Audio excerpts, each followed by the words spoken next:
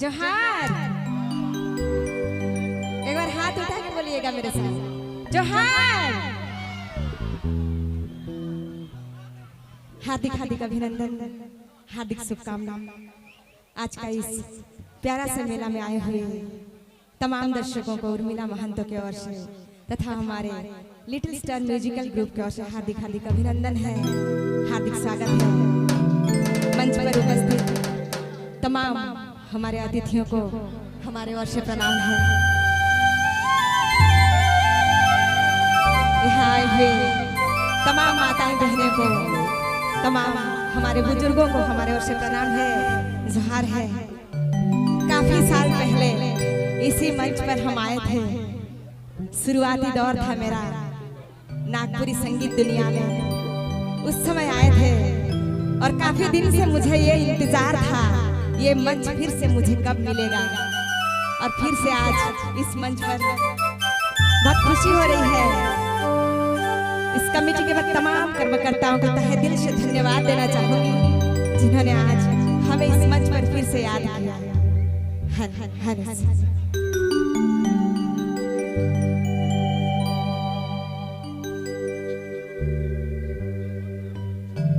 हे दुख भंजन मारुति नंदन, सुन लो मेरी पुकार। पवन सुत बिनती बारंबार, पवन सुत बिनती बारंबार।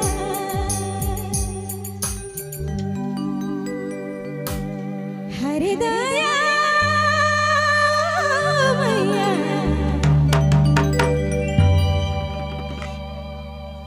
हरे दया कौन ठाने हो सीता माई हो। खोजता हनुमान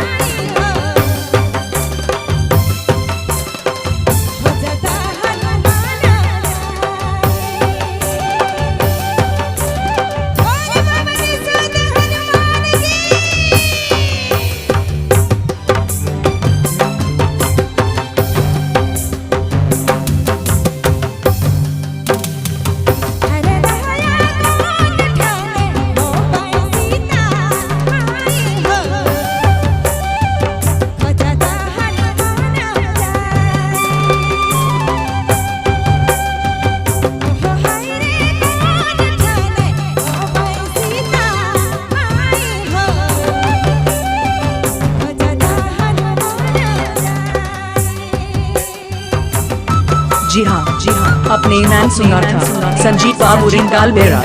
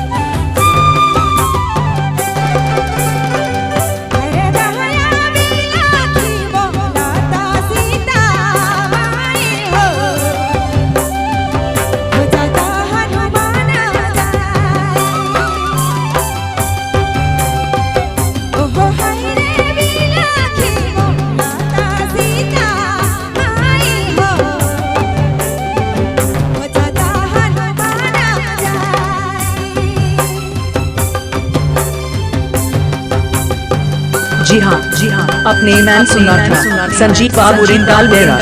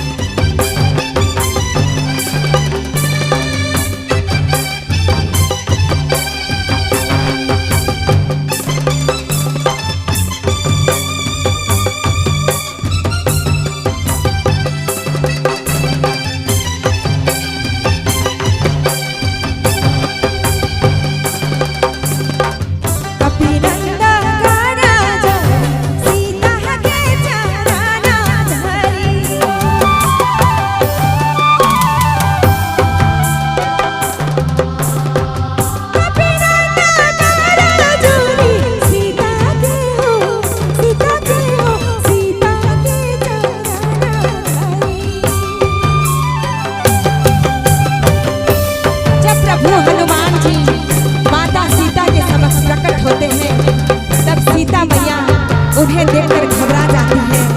उन्हें लगता है कहीं ये पापी रावण का कोई और छल तो नहीं है, और तभी हनुमान जी उन्हें अपना विश्वास दिलाने के लिए बोलते हैं।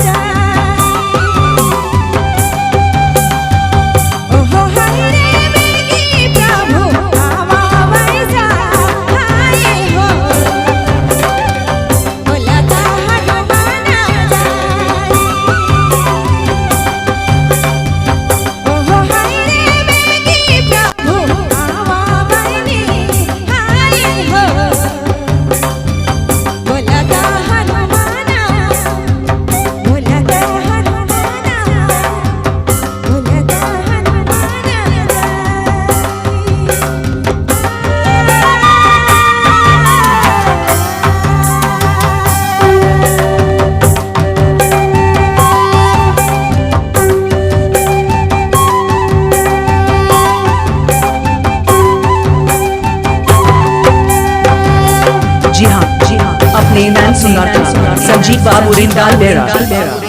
बोल पवन सुत हनुमान की।